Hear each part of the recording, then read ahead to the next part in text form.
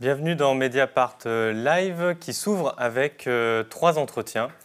Trois entretiens de têtes de liste ou de candidates sur les listes européennes. On n'a que des listes de gauche aujourd'hui, mais ce que nous voulons faire à Mediapart jusqu'au 26 mai, c'est-à-dire le jour des élections européennes, eh bien, c'est de recevoir dans les prochaines soirées qui nous attendent plusieurs têtes de liste, y compris au centre et à droite, une série d'entretiens d'une trentaine de minutes individuels pour essayer de vous donner le plus de clés possible pour vous y retrouver dans cette élection où les listes seront nombreuses et avec un autre pari qui est de parler du fond de ces élections, c'est-à-dire quand même d'Europe. Un petit mot supplémentaire pour vous dire que Mediapart a lancé une lettre européenne. Tous les lundis, vous pouvez vous inscrire pour recevoir ce mail qui vous donnera à la fois toute l'actualité qu'on traite sur Mediapart, des partis pris, des analyses sur ce que dit la recherche de l'Union européenne et également une revue de presse de ce qui se dit ailleurs sur l'Europe dans la presse étrangère chez les confrères. Ce lien pour s'inscrire, vous pouvez le retrouver sur le site de Mediapart pour ceux qui sont en train de nous regarder sur le site. Et puis, il va être aussi inscrit sur Facebook et sur Twitter. Donc, n'hésitez pas. Mais tout de suite, nous recevons notre première invitée.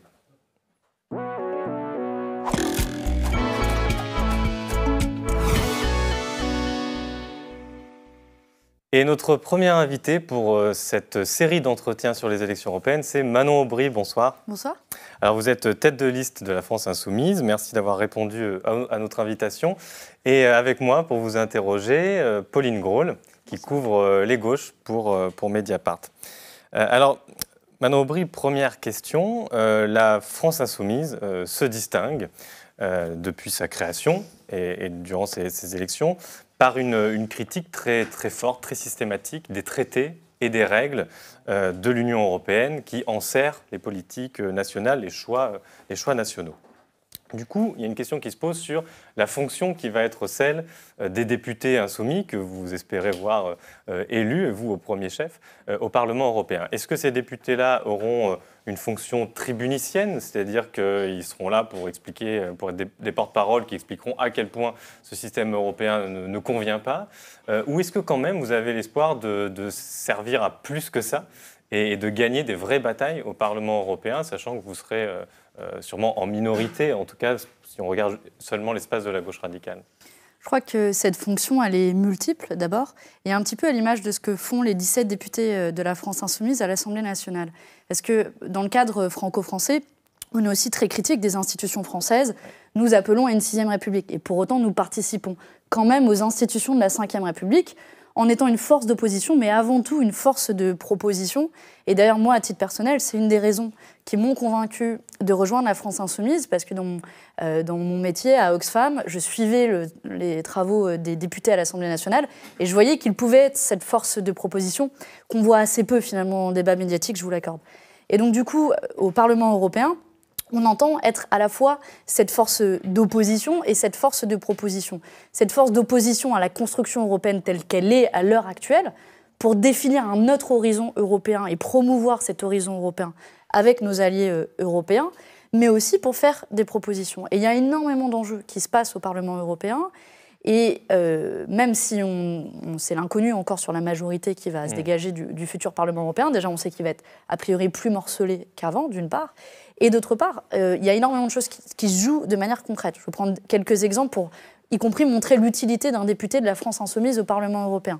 Sur les questions écologiques, par exemple, il y a plusieurs enjeux. La question des énergies renouvelables.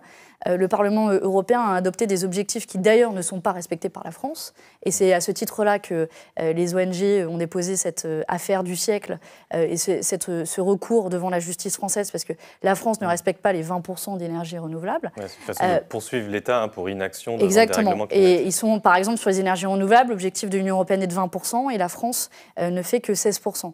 Donc nous voulons relever ce seuil. C'est une décision de l'Union européenne. Sur les questions écologiques encore, qui touchent aux questions économiques, les traités de libre-échange, même s'ils sont négociés dans la plus grande opacité, ils sont votés par le Parlement européen, in fine. Et le TAFTA, le fameux accord avec les États-Unis qui avait été enterré, est en train de revenir sur la table. Un accord est en train d'être discuté avec la Nouvelle-Zélande. Nous avons un message très clair. Nous nous opposerons à ces traités de libre-échange parce qu'ils organisent un grand déménagement du monde et qu'ils donnent les clés finalement des questions climatiques et écologiques au marché économique. Et donc on ne va pas favoriser un produit qui vient de l'autre bout de la planète quand il est disponible ici en Europe. Un autre exemple, le glyphosate, dont l'interdiction a été repoussée. Encore un autre exemple sur la question des services publics, la fameuse directive sur la libéralisation du rail, le 4e paquet ferroviaire, elle est passée à 24 voix près. Et 24 voix, c'est très peu, sachant qu'on a un eurodéputé à l'heure actuelle qui est Younous Omarjee, et un autre député, Emmanuel Morel, qui vient du Parti Socialiste, 2, c'est très peu, et 24 voix, 24 députés, c'est d'ailleurs le nombre de députés qu'a le Rassemblement national. Donc pour vous dire, chaque voix, chaque député compte, et nous comptons mener ces batailles à chaque virgule, chaque ligne, chaque alinéa des textes qui seront discutés au Parlement européen. Nous pouvons avoir une vision critique de l'Union européenne et nous battre partout où cela est possible pour la changer. Quels seront vos alliés ?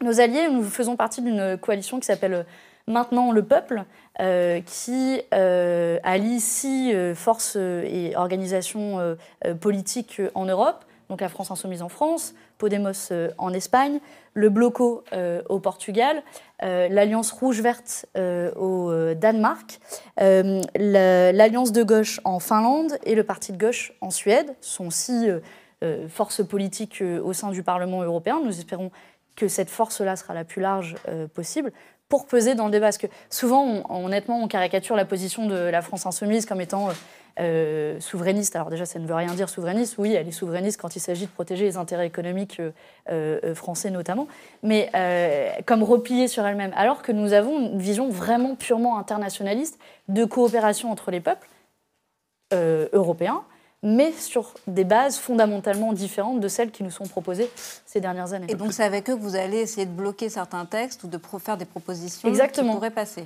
Exactement, c'est avec eux que nous allons nous opposer à des traités de libre-échange, et c'est avec eux aussi que nous allons faire des propositions, et c'est important d'insister sur les propositions, parce que nous ne sommes pas qu'une force de blocage, il y a d'autres horizons pour l'Union européenne.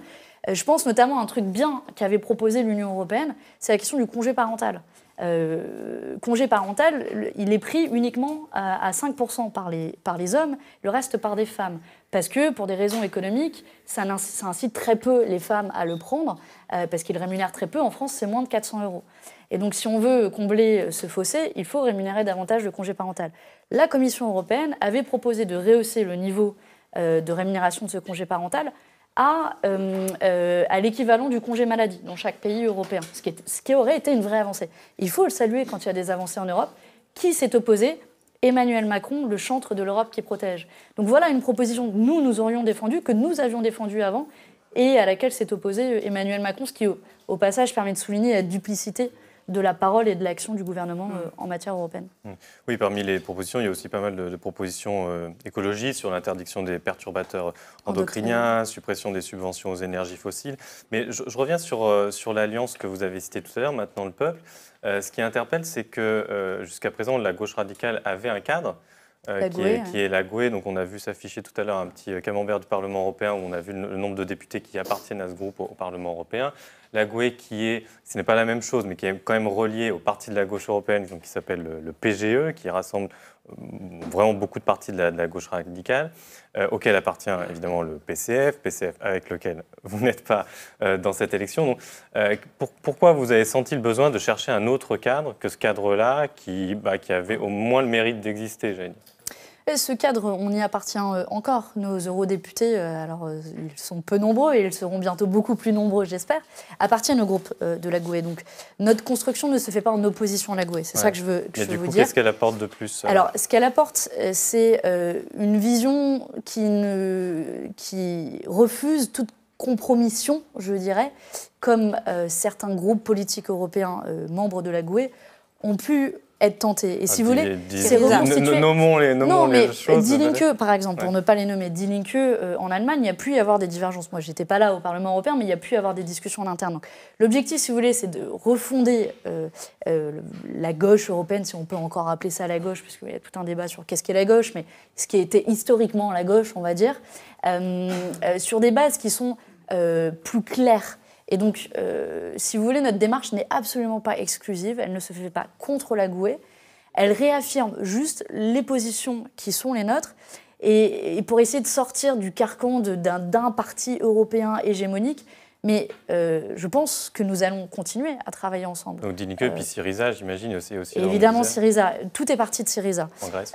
Tout est parti de Syriza, donc en Grèce, avec qui nous partagions évidemment le projet européen au moment des dernières élections européenne. Quand je dis nous, la France insoumise, à ce moment-là, c'est à peine si je votais encore. À l'époque, c'était encore le Front de gauche. En plus, à l'époque, c'était encore le Front de gauche, donc c'était le PCF, et en effet, ce qui est devenu après la France insoumise. Mais bon, bref, si on enlève cette partie historique, la césure s'est vraiment opérée au moment de la Grèce et de la difficulté qu'a eu la Grèce et Syriza à assumer la continuité du rôle qui était le sien et de son mandat politique, et qui a dû céder notamment face à la Troïka. Donc c'est pour ça que je vous disais pas de compromission, c'est aussi en héritage de ces difficultés qu'ont connues la Grèce qu'on ne veut pas renouveler. Et donc il y a tout un débat sur quelle place de Syriza dans le futur Parlement européen. Il y a des discussions, je crois, entre Syriza et les sociodémocrates, ce qui peut-être ferait davantage sens au vu de leur positionnement. Donc si vous voulez, on est à un moment de recomposition de la gauche européenne. Je crois aussi qu'on a un moment de lucidité sur la construction européenne. Le discours qui consiste à dire, qui était le discours de François Hollande, qui consiste à dire on va changer l'Europe, on va y réussir, on voit bien dans quelle impasse ça nous a mené, et du coup comment on peut essayer de sortir de cette situation, et c'est comme ça je crois que les blocs se recréent. Jean-Luc Mélenchon a publié une tribune dans Libération ainsi que quelques journaux européens le 10 mars, où il appelle à sortir des traités. Donc, le titre, c'est « Sortez des traités, virgule, stupide ». Donc, pour reprendre la phrase de Clinton, il me semble. C'était en effet la référence qui n'a pas été comprise par grand monde, je vous l'accorde. En fait, c'est une question à la fois simple et compliquée. Qu'est-ce que ça veut dire sortir des traités? Est-ce que ça veut dire désobéir? Est-ce que ça veut dire proposer de nouveaux traités? Alors ça veut dire plein de choses. Je pense que et c'est bien parce qu'on a un tout petit peu le temps, donc je fais cette digression qui est importante à comprendre sur qu'est-ce qu'on veut dire par traité et en quoi ils sont une contrainte ou un frein. Sortir des traités. Mais il faut d'abord comprendre ce en quoi consistent les traités, parce que souvent on nous dit qu'on est dogmatique, sortie des traités, qu'est-ce que ça veut dire? Non. Prenons le temps de l'expliquer. Aujourd'hui, les traités européens correspondent à une construction européenne particulière.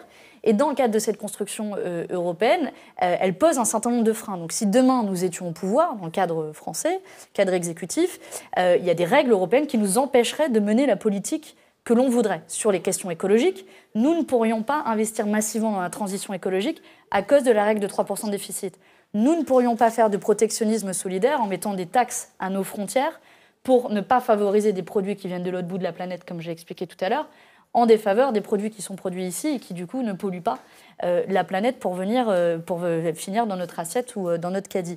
Il y a d'autres contraintes qui sont posées et elles sont nombreuses. On peut penser aussi à la question de la mise en concurrence des services publics qui est imposée et qui découle aussi de règles européennes et qui a été traduit, j'en parlais tout à l'heure aussi, par la libéralisation du rail et la mise en concurrence du rail. Bon, voilà quelques exemples des contraintes actuelles. Donc nous, ce que nous disons, c'est que quoi qu'il arrive, si nous étions au pouvoir, nous appliquerions notre programme. Pouvoir à l'Élysée, on est bien d'accord. Pouvoir à l'Élysée, exactement. Et l'Assemblée nationale qui compte encore quand même un peu, peut-être. Oui, bien sûr. Mais sous la Ve République, la première chose que nous ferions, c'est changer de République. Mais bon, c'est un autre débat, restons sur les enjeux européens. Donc, nous sommes lucides, en fait. On mentirait aux gens si on disait c'est compatible avec les règles européennes actuelles. Maintenant, qu'est-ce qui se passerait de manière concrète? C'est ça, en fait, qu'il faut penser. Qu'est-ce qui se passerait de manière concrète? Nous disons que nous ne rejetons pas la construction européenne pour autant. Nous ne voulons pas jeter l'eau du bain avec le bébé, mais nous n'appliquerons pas ces règles. Donc plusieurs options concrètes. D'abord, on renégocie les traités tous ensemble. C'est la solution la plus souhaitable, la plus favorable, et qui, par ailleurs, je pense, réconcilierait l'Europe avec ses peuples, parce qu'on voit bien que les peuples européens et l'Union européenne s'écartent l'un de l'autre. Première option. Deuxième option, on va voir l'Union européenne, on va voir Bruxelles, on va voir la Commission en réalité, et on lui dit, voici la liste des dispositions qui nous posent problème et que nous n'appliquerons pas. Soit des dispositions des traités, je parlais de la règle des 3% de déficit, soit un certain nombre de directives européennes que nous n'appliquerons pas parce qu'elles sont en contradiction avec notre programme et le mandat populaire qui nous a été donné. Je prends l'exemple notamment de la question de la directive sur les travailleurs détachés qui crée du dumping social en Europe en ne donnant pas les mêmes conditions et la protection sociale aux travailleurs étrangers qui travaillent en France et qui du coup nivellent par le bas, y compris pour les travailleurs français. Donc, deuxième option, nous demandons une option de retrait sur l'ensemble de ces dispositions et de ces règles. Là, l'Union européenne nous dit oui ou non, Mais en parallèle de cela, et dès le début, nous créons un rapport de force en disant, quoi qu'il arrive, on ne les appliquera pas. Et donc, ça crée un énorme changement, une secousse, mais qui n'a en réalité en fait, jamais été tenté par un pays comme la France, qu'il faut le rappeler, la France c'est 18% de l'économie européenne, un membre fondateur de l'Union européenne. Et moi, ce dont je suis convaincue, c'est qu'en faisant cela, en réalité, on remet en partie à plat la construction européenne et on embarque avec nous aussi des États qui monteront au créneau avec nous, quels que soient leurs intérêts à titre individuel, mais qui disent, voilà, nous partageons certaines de ces revendications-là. C'est-à-dire qu'ils désobéiront dans le sillage de la France. Qui désobéiront dans le sillage de la France, voire qu'on pourra faire un accord avec eux pour se mettre d'accord sur des règles. Peut-être que si on n'arrive pas à se mettre d'accord sur un SMIC européen à 27, on va se mettre d'accord sur un SMIC européen à 3 ou 4 États pour arrêter le dumping social. Alors, pareil sur le dumping fiscal, une liste commune de paradis fiscaux. Voilà des exemples concrets de ce qu'on peut faire et on veut le faire au maximum de pays possible. Justement, on voulait préciser un peu les choses par rapport aux obstacles qui se posent à cette stratégie, puisqu'on comprend bien votre préoccupation, c'est de dire, voilà, si on ne peut pas appliquer notre programme avec les traités, à ce moment-là, désobéissons. Et on a repris donc, ce que vous venez d'expliquer, on a repris la logique qui a été développée par Thomas Guénolé dans le Monde diplomatique récemment, qui dressait un certain nombre de scénarios. Donc il disait très clairement, le scénario où on arrive à convaincre tout le monde d'une révision très peu probable, donc on écarte. Le scénario où on se fait quasiment expulser de l'Union européenne, très peu probable. C'est le troisième scénario dont vous avez c'est le parlé, quatrième en réalité, mais c'est pas prévu dans les règles européennes. On peut pas. Et puis par le poids de la France. Donc et ça, puis des États comme la Hongrie violent les droits de l'homme et on les met pas dehors. Alors nous, si on respecte pas la règle de 3% de déficit, j'ai du mal à imaginer qu'on nous mette dehors. Alors concentrons-nous du coup sur cette idée de désobéissance unilatérale, cette idée d'option de retrait, comme vous le dites. L'obstacle est d'abord juridique, parce qu'à supposer que, au fond, les autres pays européens ou la Commission refusent de chercher noise à la France parce qu'elle désobéirait, il y a une question qui est le droit national, tout simplement. C'est-à-dire que vous avez des tas d'acteurs, notamment des acteurs économiques, qui pourraient aller se plaindre devant des juridictions françaises. C'est très bien expliqué dans un petit livre là, qui s'appelle « À gauche à l'épreuve de l'Union européenne », là, qui vient d'être sorti, qui explique bien qu'il y a une telle hiérarchie des normes que, d'après le droit français lui-même, eh bien, ces acteurs économiques-là pourraient faire en sorte que votre politique ne s'appliquera pas en réalité. Elle sera retoquée par les juges. Sauf donc, que le droit, vous faites quoi ? Sauf que le droit, moi j'ai une conviction, et en plus en ayant fait du droit, que le droit est politique. Et donc, non mais pour aller jusqu'au bout de mon raisonnement, si on arrive au pouvoir, la première chose qu'on fait, c'est changer la Constitution. Ça prend un peu de temps quand même. Ça prend un peu de temps, je vous l'accorde. Tout ça est compliqué en 5 ans, ça, je veux dire, ce serait mentir que dire le contraire. Mais je pense qu'on peut s'en donner les moyens pour faire tout ça en 5 ans et renverser complètement la balance. Et donc, si on change le droit français et qu'on change notamment les règles constitutionnelles françaises, c'est un obstacle que vous levez. Par ailleurs, je vous rappelle que le Conseil constitutionnel n'est pas une cour indépendante en France, avec des juges qui sont nommés, mais qui ne sont même pas des juges, qu'on a quelqu'un comme Alain Juppé qui est nommé. Donc on peut changer aussi les règles du droit français qui permettent et qui donnent cette possibilité-là à l'État français de ne pas respecter un certain nombre de règles. Et puis par ailleurs, il y a tellement de règles européennes déjà qui ne sont pas respectées par les États européens. La règle des 3% de déficit, elle a été respectée par personne pendant très longtemps, avant qu'ils mettent en place le système du semestre européen un peu complexe à expliquer. Oui, mais là, parce que ça ne laisse pas des acteurs privés. Par exemple, si vous retouchez le droit de la concurrence, par exemple, là, ça touchera vraiment des intérêts d'entreprises qui pourront aller poursuivre. Mais moi, je pense que l'intérêt général est au-dessus du droit des entreprises. Et c'est un combat juridique, c'est un combat idéologique, mais c'est avant tout un combat politique. Et pour avoir moi-même travaillé pendant des années sur la question de la régulation des entreprises multinationales, on sait qu'au bout d'un moment, c'est au droit de reprendre le pouvoir et le droit, il se change. Je ne vous dis pas que ça va être facile et certainement, on va avoir une levée de bouclier des grandes entreprises multinationales. Mais quand on sait qu'elles sont responsables de la plus grande partie des émissions de gaz à effet de serre, quand on sait que c'est elles qui pillent nos recettes fiscales en faisant de l'évasion fiscale, je pense que l'objectif mérite les moyens que l'on va consacrer à cette tâche et cette initiative. Alors, pardon, mais juste une question de plus, parce qu'on est dans le champ de contrainte, c'est-à-dire qu'une fois que vous aurez fait ces gestes-là, la bataille constitutionnelle en France, la bataille de retrait, d'options de retrait à l'échelle européenne, il y a peut-être des politiques positives d'intégration que vous voudrez faire dans un sens écologique et social. Et à ce moment-là, comment vous faites? Dans quel cadre? Parce qu'au niveau de l'Union européenne, vous serez quand même un peu grillé, c'est-à-dire que les gens ne voudront peut-être pas, dans le même cadre auquel vous aurez désobéi, s'engager avec vous. Donc concrètement, avec quel type de pays vous pouvez vous allier? Dans quel cadre institutionnel? Dans le droit international, des traités peuvent être signés entre les États, quel qu'en soit le contexte. Et donc aujourd'hui, de toute façon, la construction européenne est déjà une construction à plusieurs vitesses. Vous avez l'euro avec un certain nombre de pays, Schengen avec un autre certain nombre de pays. Il y a ce qu'on appelle la coopération renforcée en Europe aussi, qui est possible dans le cadre de l'Union européenne pour une coopération renforcée entre plusieurs États. Ça pour vous dire que le droit offre des possibilités de collaboration entre les États et que nous voulons faire de cette politique progressiste une politique internationale. Ça a beaucoup plus de sens de la mener à plusieurs. Donc nous essaierons de convaincre nos partenaires européens, quitte à en convaincre juste un petit nombre d'entre eux. Si on convainc ne serait-ce que, je ne sais pas, l'Espagne, le Portugal et l'Italie, avec lesquels on peut avoir des intérêts économiques et écologiques convergents, eh bien, ce sera déjà un cadre de coopération qui peut ne pas se substituer à l'Union européenne, mais être en plus de ce qui existe à l'heure actuelle, et donc qui pourra permettre d'être un maximum d'États possible à mener ces politiques-là. Il y a aussi la question des sanctions financières. Donc si on ne respecte pas ce qu'il y a dans les traités, ça peut donner lieu à des sanctions financières. Est-ce qu'on peut savoir à peu près combien ça coûterait et qu'est-ce qu'on ferait en cas de sanctions financières? Jusqu'où ça peut aller? Il y a en effet des sanctions financières qui sont prévues dans le droit européen en cas de non-respect d'un certain nombre de règles, mais là aussi, elles ont été utilisées à géométrie variable. Je prends de nouveau, c'est du droit dur, ce qu'on appelle du droit contraignant en termes juridiques, la question des énergies renouvelables. Il y a un objectif de 20% d'énergie renouvelable pour la France qui n'est pas respecté, aucune sanction de l'Union européenne. Donc là aussi, la question des sanctions, elle est en vrai éminemment politique. Ouais. Et donc tout revient à de la négociation, à un rapport de force. J'aime pas trop ce mot-là parce que je le trouve assez viriliste et guerrier, mais à la négociation et le poids qu'on peut peser dans la négociation. Et en dernier recours, nous disons que nous ne paierons pas ces sanctions financières parce qu'il n'y a pas de raison qu'on s'y soumette quand la souveraineté populaire, la voix des électeurs, nous aura donné un mandat politique pour mener ces politiques-là qui seront celles qui contreviendraient au droit européen. Mais il se passe quoi si la France ne paye pas au bout d'un moment? Eh bien, moi, je vous le demande. Il n'y a rien qui est prévu dans le droit européen. Il n'y a rien qui prévoit une expulsion d'un pays, d'un État de l'Union européenne.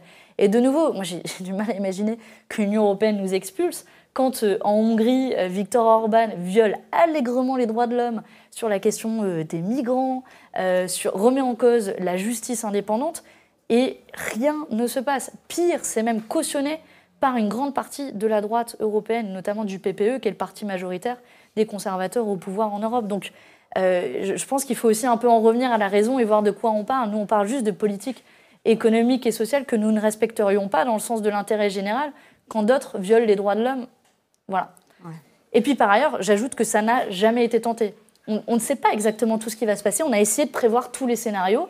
C'est ce qui, je pense, fait de la position de la France insoumise une position crédible, réaliste et conséquente, et qui fait aussi que ça crée beaucoup de débats et de remous à gauche, parce que certains critiquent les traités, mais n'ont pas le courage d'aller jusque dans la démarche de la remise en cause et comment ça se passerait concrètement. Et c'est ce qu'on tente de faire en essayant de penser à tous les scénarios. Alors c'est peut-être parce qu'ils ont fait le même rêve que vous. Je fais référence à une phrase qui se trouve dans le programme, une phrase que vous avez dite sur France Inter, je crois. Ouais. On va peut-être voir s'afficher la citation. Vous parliez d'un rêve qui était celui de l'Europe de Delors. Vous dites ce rêve, finalement, il a été trahi. Et du coup, voilà, tout ce que vous venez d'expliquer, c'est pour ça qu'il faut faire cette stratégie de désobéissance. Et j'avoue que de la part de quelqu'un de la France Insoumise, c'est une référence qui... Non mais voilà, ça a beaucoup fait polémiquer sur je pense dans vos propres rangs. Non mais ça a beaucoup fait polémiquer sur les réseaux sociaux et je vois bien la stratégie de la ressortir. Moi, c'est pas une stratégie, non, c'est une question sur l'identité politique pour aussi. Pour répondre très clairement, parce que Delors, il incarne ces compromis entre sociodémocrates et néolibéraux. Non mais pour ça. Ce que je veux dire sur le fond, c'est que comme beaucoup, j'avais un rêve européen, celle d'une Europe qui sert le progrès social, humain et écologique. Et force est de constater que l'Union européenne telle qu'elle existe, elle fait tout l'inverse. L'Union européenne, c'était censé être un cadre de coopération, c'est devenu un cadre de compétition, une sorte de grand centre commercial dans lequel les États sont des commerçants. C'est quand même ancien, la compétition. Pardon ? C'est quand même ancien, la compétition. Bien sûr, mais on nous a vendu quand même une idée du rêve européen. Moi, c'est ce que j'ai appris à l'école. L'Union européenne, c'était au-delà de la question de la paix. Et on voit très bien qu'en réalité, c'est devenu cette espèce de centre commercial. Donc moi, je ne rejette pas l'idée de coopération entre les peuples, j'y crois beaucoup, mais je fais partie de ces gens-là qui sont en colère contre cette Union européenne parce qu'elle n'a pas été capable de livrer ses promesses. Pire encore, elle nous a maintenus dans cet état quasiment de servitude vis-à-vis de politiques économiques libérales dont nous payons tous les jours le prix en matière d'austérité, de mise en concurrence. Et c'est ça que nous voulons combattre. Ça me permet de le clarifier aujourd'hui, y compris pour tous ceux qui se posaient des questions. C'est cette Union européenne-là que l'on combat. Mais nous ne voulons pas abandonner l'idée de coopération entre les peuples, mais nous le disons très clairement, elle ne peut se faire que sur ces bases-là, une base d'harmonisation sociale et fiscale, d'investissement massif dans la transition écologique. Par exemple, je pourrais lister de manière très longue l'ensemble des dispositions qu'on veut poser sur la table, mais c'est cette vision de l'Union européenne-là que nous voulons. Sinon, nous le faisons, quoi qu'il arrive, tout seul dans notre coin, mais ce serait dommage. Dernière question un petit peu plus politicienne. Vous venez du monde associatif. J'adore les politiques politiciennes. Vous êtes donc, vous n'en venez pas pour le coup, hein, vous étiez chez Oxfam. Vous êtes tête de liste d'une force politique qui, il y a 2 ans, était encore, semblait très hégémonique à gauche. On a l'impression quand même que depuis lors, il y a eu un petit raté sur l'hégémonie, sur la question du rassemblement. C'est quoi votre stratégie désormais ?